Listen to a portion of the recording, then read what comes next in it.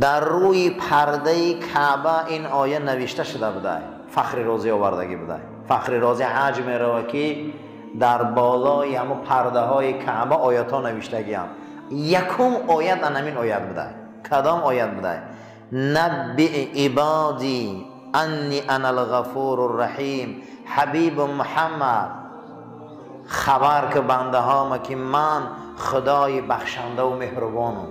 در در کعبه نمی آیت در یکم آیت نمی نوشتگی بوده. خبردارشان کن من به اندازه بخشنده و مهربانم و من هنوز و همیشه دلخوشم. بندگانم را آگاه کن که من بخشنده و مهربانم. این آیه را میگم من خواندم فخر رازی و خودم گفتم که تا مردن من دلخوشم و خرسندم که خدا در در کعبه این آیه نوشته. نبئ عبادی بنده ها ما خبر که حبیبم من بخشنده و من مهربانم. اینا ناامید نشو من میبخشم همشه. من همشه گناه هاشون میگذارم. بعد از اون حضرت فخر رازی آورده است که کاش که در مسئله ایمان رنگ میوه فروش ها میشیدیم. گفتن چه خیل؟ گفتن میوه فروش در دست یک دستمالچه‌اش میوه ها را تازه کرده است، ایبر مونده است، پوسیده هاش ایبر پرتوخته است.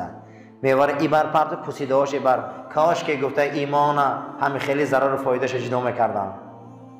لیکن روی یا سیاه اینا در مسئله ایمان خیلی نیستن. برای دو دانه پول و دو میوهش نم جدا میکنن، اما پروای نماز ندارن، پروای جمعه ندارن، پروای یگان کلمه خوب ندارن، حتی پروای قرآن ندارن. اینا فخر. کاش که گفته دینداریشون هم خیلی میشه.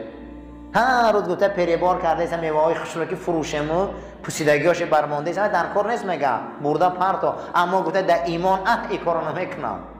نمیگه که کار برای ما ضرر داره یا فایده، نمیگه که کار پگه گوری مرا میسوزانه، نمیگه که روز ما چنق ایمان ای دست دادم. یگانگر نیست، محاسبه نیست.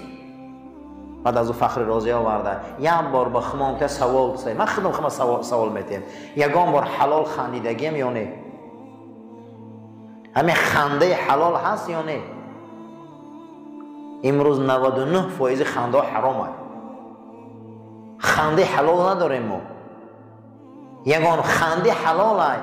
ملائکه ها میخندیدیم، ملائکه ها گریه میکردیم، ملائکه ها تبسم میکردیم. پیامبر اکرم خندیدگی هست یا نه؟ ابوبکر صدیق خندیدگی هست یا نه؟ پیامبر اکرم گاه می خندیدن، دندانای شکارشون میتافتیم، گاه همورم خندیدگی به دستیم. یک بار مرده در رمضان با زنش نزدیکی میکنه، پیش جناب پیغمبر میبیه، حدیث در امام ترمذیه. بعد از او قصه میکنه که هم کردم، پیغمبر میگه که 60 آدم باید طعام ته نمیتونم. ایمان فقیر کسی این کن آن کن این کن، این میگه هم خیل 2 ماه پی روزه بگه و ما ضعیفم نمیتونم. و میگه در پیش یک همه خرمچه خرما داشت، گوینم خرما دقیق در مردم مدینه صدقه کرد. ای فرستاده خدا در همین بین کوههای مدینه ایمان فقیر آدم نیست. من همین زندگی دارم که پیامبر تبسم کرد میگم اینجا گو خیبر خدا بخره که خدا عافیت میکنه. توی خیلی مهربان بودن. هم خیلی هزلا میکردن حضرت. هزلم در داخل ثواب بود. ما خنده حلال نداریم، حلال نمیخندیم. یا مضحکه چی میمون باز میخندونم، ما همه خندمون گناه های باور کنی، همش گناه های همون میخندیم. اوی همه خنده حلال میشه یا نه؟ البته میشه. خشا به حال آدم آتش خندونه.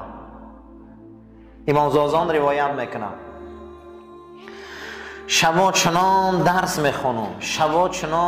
میخونم، همین خیلی درس میخونم که اوج شکوهی علم آموزی است.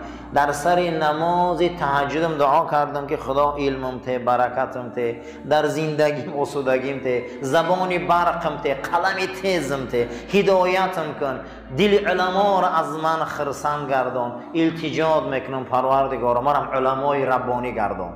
دعا کرده میگه همین حالت میگه در سر جای نمازم غنابم بردن، مرد از آسمان فرامد گفت امام زازان این دعاهای کردگی تا هم از یک طرف به طفیل برادرت قبولش کردیم. دعا را من کردم چه خیلی به طفیل برادرم.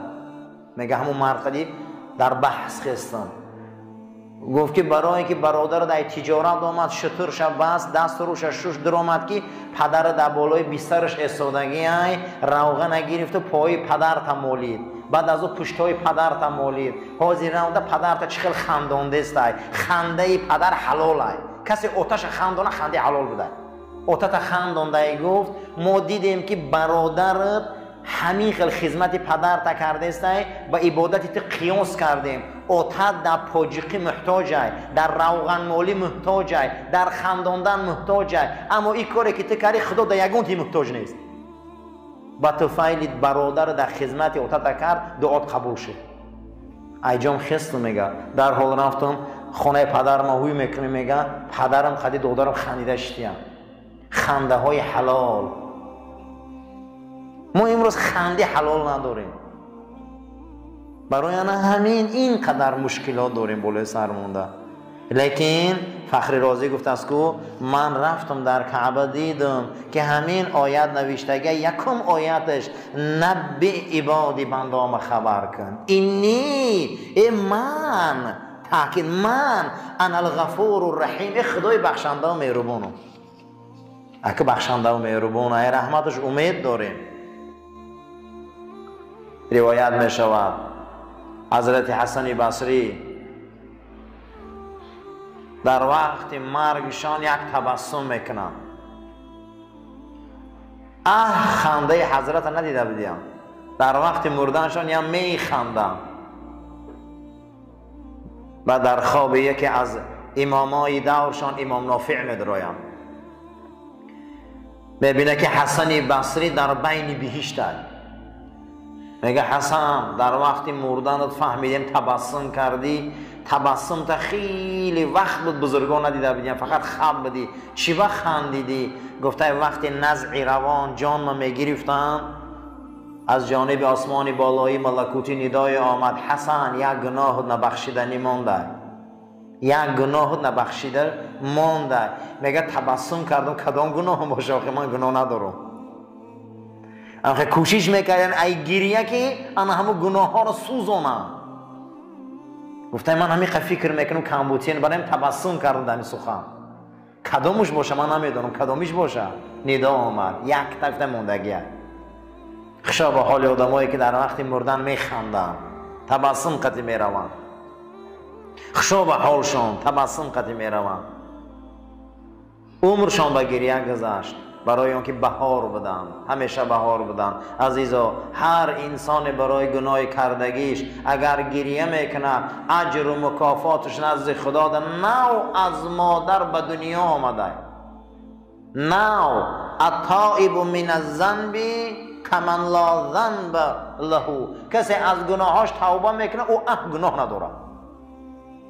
برای همین همیشه همین حدیث پیش نظر بیاره انین المذنبین احب الی من تسبیح المسبحین.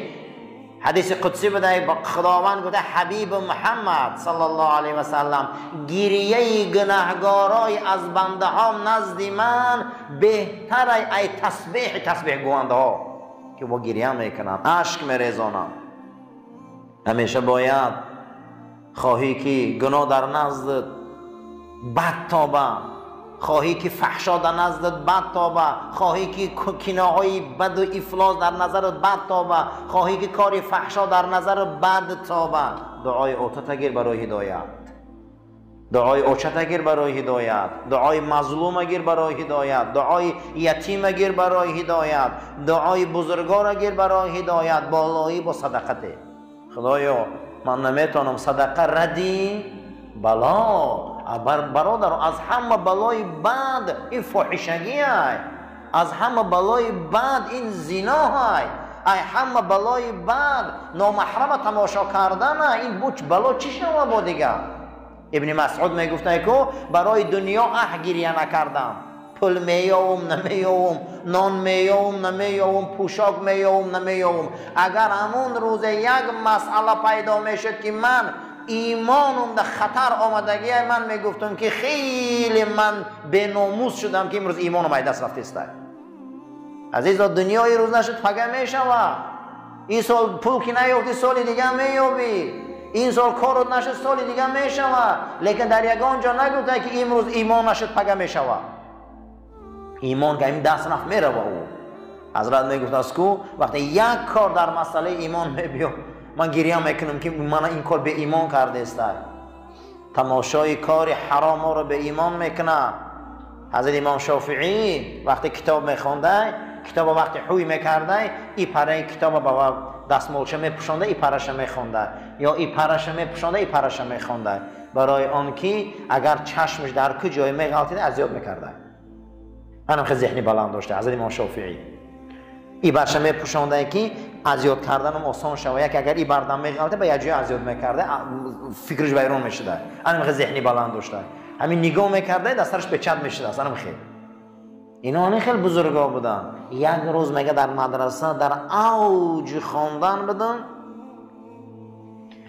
یک ترقص پا برآمد از همون حجره، کلمه از همون آینه بیرون کردم تیریزه که یک زن قدم زنان رفته است، صدای پاش در کوچه بلنده. همین نظر کردم که در وقت قدم زدنش از بجولک همون ساق پاش یک وجه نمایان شد.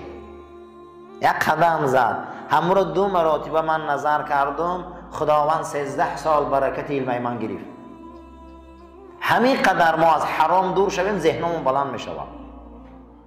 باور کنه که امروز اکنون وای بر حال ما گو که ما در رحمت گو که ما دنبالشون گشته استیم.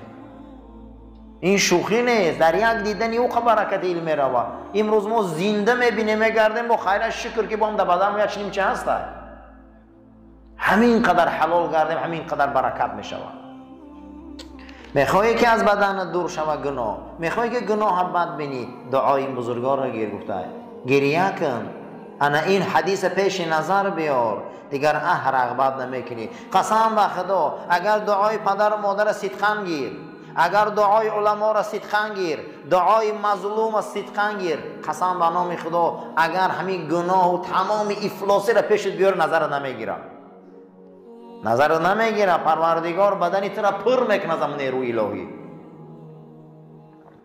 یکی از معجزه های قرآنی، سوره که اولی به پیغمبر خدا نازل شده، کدام سوره عزیزان؟ کدام سوره؟ اقرا. اقرا چند آیت های؟ چند آیت از اقرا؟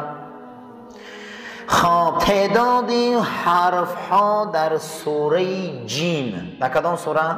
در سوره جین 280 چند دانه بوده است؟ 85 دانه. 285 دانه را تقسیم کردن علما، 19 را ماندین ضرب 15. 19 را به 15 ضرب زدن 200 چند می شود؟ 285. مضروبی که در قرآن آیه اقرا یکم آمده 19. تمام قرآن سوره هایی که ای 19 بالان همون رو تقسیم میکنی به 19، آخرش 0 میبروید. بینین چند قد؟ چند تا 19 285 میشده؟ 15. 15 تا 19 285 میشود. در آیه آخری سوره خداوند میفرماید و احصا کل شیء عددا، هر چیز در این دنیا من از روی عدد حساب کردگیم. هر چیز در این دنیا عدد داره. در همین کلمه عددا علما همین حساب کنه. عددا عین حساب کردین 37 دانه، دال حساب کردین 54 دانه، دال حساب کردین 54 دانه در همین سوره. الف حساب کردین 216 دانه. بعد از همش برآمده 300 چند تا شده همش؟ 361. 361 با گرفتین 19 را به 19 ضرب زدین. 19 ضرب 19 چند میبروین؟ یک معجزه قرآنی. اولین سوره که بر رسول الله نازل شده کدام سوره بوده است؟ چند آیه داشته؟ 19. مجموع حرف های کلمه که در سوره جین آمده، عجبا، احدا، ولدا، شتتا، همه همین ها 100 چند دانه بدیم؟ 114. با 114 را به 19 آمده با 6 19 شده. همین 19 عدد رموزی هست. 19 عدد چی هست؟ عدد نمودین هست. یعنی که عددی که در همین جا وریش در قرآن عظیم شان کلی قرآن اگر سوره بقره هم سوره آل عمران همش شما با 19 بیاری همش میبره 100 تا 19 میشه و 50 تا 19 میشه 61 تا 19 میشه و عاقبت همین به بقیه تقسیم میشه. سوره جن همین عالی مقصد در کتابش آمد از 19 ای ضمن مضروب کدام سوره؟ سوره اقرا. سوره اقرا چند آیت بوده است؟ 19 تا. قرآن با 19 تقسیم میکنی عاقبتش 2 19 میشه و 3 19 میشه و 10 19 میشه و تقسیم میشه به بقیه. ضرب اریتمتیک عربی از ضرب ما فرق داره، یعنی به بقیه در زبان عربی تقسیم میشه است. این یکی از معجزه های قرآن است که اولین آیه‌ای که بر رسول الله صلی الله علیه و سلم سوره‌ای که نازل شده سوره اقرا بوده است. برای همین قدر علم پیش می رود، همین قدر دنیا پیش می رود، همین قدر گفتگوها پیش می روند، اما قرآن با معجزه شده است. قرآن با بلند شده است. در زمان رسول الله صلی الله علیه و سلم ادیبا زیاد بودن، شاعرها همیشه می نوشتن که معلقات سبعه هستند. در معلقات سبعه 7 شاعر هستند که دنیا خیلی شاعر نداره. شعر در عرب مشهور بود. اینو به درجه شعرنویس بودن، آمدن در پیش کعبه مصلحت کردن. یک تای همینها مبلغ گذارش پدر خالد ابن ولید ابن مغیره بود. گفت سوما میتیم شاعر رو جمع شوی همین رنگ قرآن محمد قرآن نویسه همین رو من متهم کنم. در او زمان همین میزمین نمیتونم فاتو بی صورتی سورن یا آیت آوردن نمیتونم میگه رنگ قرآن. در او زمان ادیبا شاعرها را متهم کرد نتونستم تا به امروز. اما امروز غیر ادیب رفت، اما این زمان بچی این قرآن دنیا را متهم میکنه. بچی عزیزان اگر دنیا چپه میشه راست میشه یگان پونکت همین علیش میشه. اگر فاطمه دختر رسول الله دزدی کنه گو پیامبر خودم دستش میبره، خاندان پیامبر روی خاطر نمیبینه. قانونش قانونه میشه ما که جمع شون گوان پگه قل هو الله را میگیریم. هم خیلی نیرو پیدا میشه. مغل آمد، شوروی آمد، دنیا آمد، اینش آمد، ویش آمد، حمیقه آمد امپراتور یگان تاش سوره الحمد گرفته تا نیستن. امروز با کدام چیز دنیا را متهم میکنن؟ با قوتترین دولت های دنیا ایروی چی زورن؟ آیا در قرآن برابر میشن؟ در قانون یا نه؟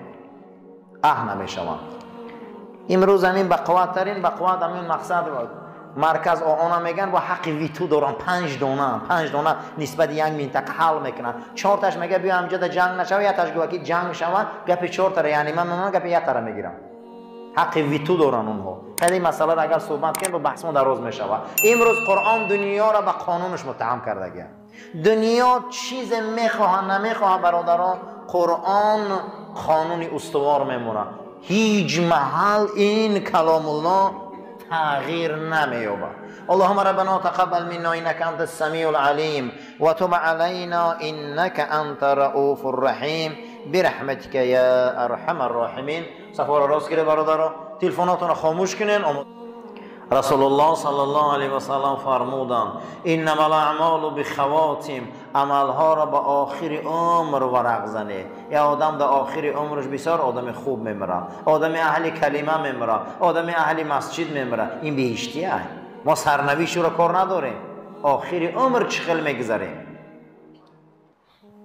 از آن پس حالت در شما ایجاد می شود که شما گریه کنید، شما صدقه، شما از بزرگا دعا گیره، شما پدر و مادرتان خرسند کنه، شما از مظلوم دعا گیره. برای ایمان قلب سختان خداوند قلب شما را ملایم میکنه، نمک ایمان برای شما میچشاند. یکم گریه قلب ملایم میکرده، دویم صدقه، سوم دعای بزرگا، چهارم دعای پدر و مادر، پنجم دعای مظلوم. شما گیره میگه چما دیلاتو ملایم نمیشده، شما گیریه نمیکنه، گیریه میکنه شما دعای اینا رو گیره. در قلب شما احساس پیدا میشود، قلبای شما ملایم میشود، گناههای شما بخشیده میشود. از همه چیزی بزرگ لذت ایمان خداوند شما میتید. طاعتاتان لذت پیدا میکنه. گناهان و لذت تمام گناه در نظر شما شوم میشود. همین دعای پدر و مادر میگیره آدم یا نه؟ را صدقاً قلب دامن شگی اوچا یا دعایتی که همین خدا ایمانی منو کامل کنه، شما نمیداده دعا. یا دعایتی که خدا منو هدایت کنه، شما نمیداده. آدما با دعای مادر اولیا شدن مثل بایزید. آدما با یک رنجش مادر کلمه شهادت گفتن نتانستن مثل علقمه. این دعای پدر و مادر هم بهشت هم دوزخ هم عزت هم آبرو های. دعای پدر و مادر یک شبه راه 100 شبه میکنه. دعای پدر و مادر 100 شبه راه یک شب میکنه. برای همین هیچ محل از دعای این بزرگا به نصیب نشوی. علما رو دعا شگیره در حق پدر و مادر، در حق قلب و توفیق ایمان. اکثریت بزرگان اولیاءها دعا دادن، علما دعا دادن، بعد از دعای اینها بسیار پیشروی ها کردن. وقتی که دلت ملایم نیست، وقتی گریه کردن نمیتونی پیش خدا دا، گریه کردن نمیتونه ای گناهات، صدقته. یتیما را سرش سیله کن. جناب پیغمبر صلی الله علیه و سلم حدیث گوهربار شده امام بخاری روایت میکنن. میخواهی که قلبتان ملایم شود. کی میخواد که قلبش ملایم شود؟ همه ما. میخواهی که دعاهاتان قبول شود. کی را میخواد دعاش قبول شود؟ همه ما. میخواهی که خدا حاجتاتان براره. کی میخواد که حاجتاش براره شود؟ همه ما. آیا یگان بار به دستاتان در دهن یگان یتیم یگان کلچه های نان طعام مونده؟